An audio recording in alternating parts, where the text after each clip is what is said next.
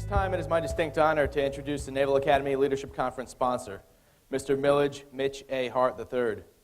Mr. Hart is a 1956 graduate of the United States Naval Academy.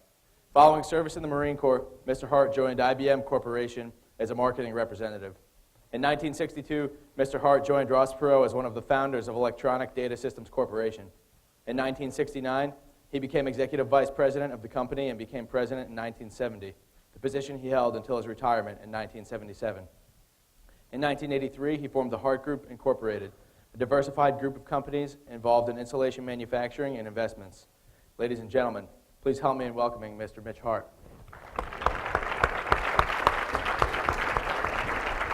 Thanks very much. It's a pleasure to be here with all of you. I'd like to recognize first some of my classmates that are here. Why they'll come listen to me, I'm not quite sure, but it's great to have you here. Thank you for coming.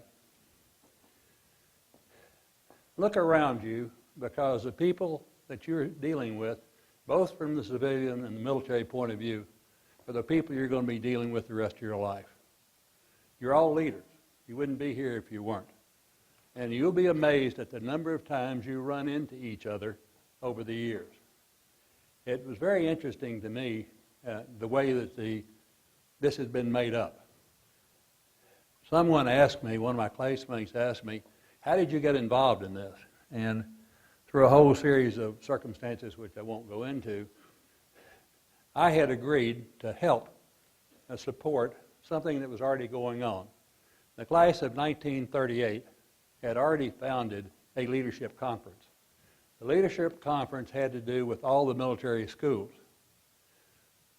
When we went into it, I said, we'll do that under one circumstance, if we include civilian universities as well. I'm absolutely delighted to tell you that over 40 civilian universities are now involved in this too. So thank you all for being here. This is something I think is worthwhile.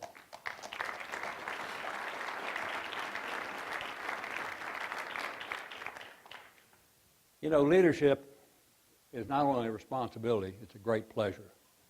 When you stop and look at what's going on in the world today, look at Egypt. Egypt is really the foment and the demonstrations and the riots are all being started by young people. Exactly the same thing that happened in Iran 20 or 30 years ago.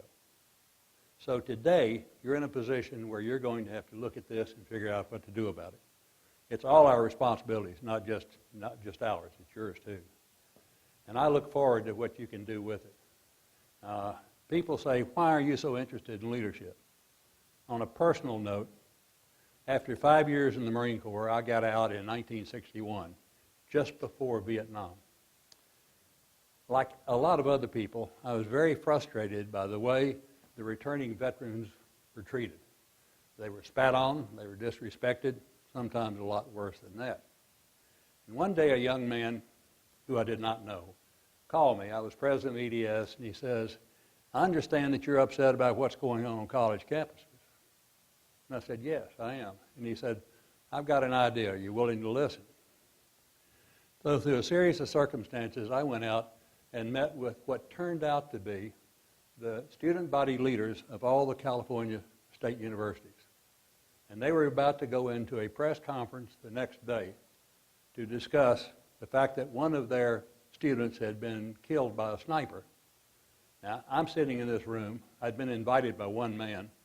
I may not have been the only one with shoes on, but there weren't three of us. So this was back in the heyday of the Vietnam era. So I'm sitting over in the corner because I got invited there, and one guy turns to me and he says, who are you? Are you with the FBI? I said, no, why? He said, the only people we see on college campuses in a suit's the FBI. I was dressed like this. And so another guy got really rude and started, he said, I bet you're one of those people, my country, right or wrong, my country. I said, you're exactly right. It almost got a little bit rude there. And then another guy said, well, why don't we see what he has to say? And he said, do you know why we're here? And I said, I don't have a clue. I was invited by so-and-so. So he said, well, let me tell you, we're going to have a press conference the next day. And what made me say this, I don't know. I said, well, you think the press is on your side? He said, oh, yeah, they love us. It's going to be that. I said, let me tell you, all they want is 30 seconds of film. If they make you look like a bunch of fools, that suits them just fine.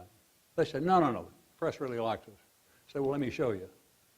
So I played press conference with these people for about 30, 45 minutes. The next day, they did a better job than any CEO I've ever seen at holding to what they wanted to say and not letting the press get them off. Pretty soon, I start getting invited to go from one university to another. I learned quickly, don't go unless the students invite you.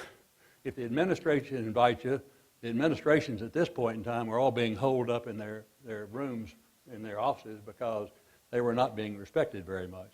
So anyway, I start going. I go to all the hot spots. I went to Berkeley. I went to Michigan. I went to Wisconsin, probably a total of 20.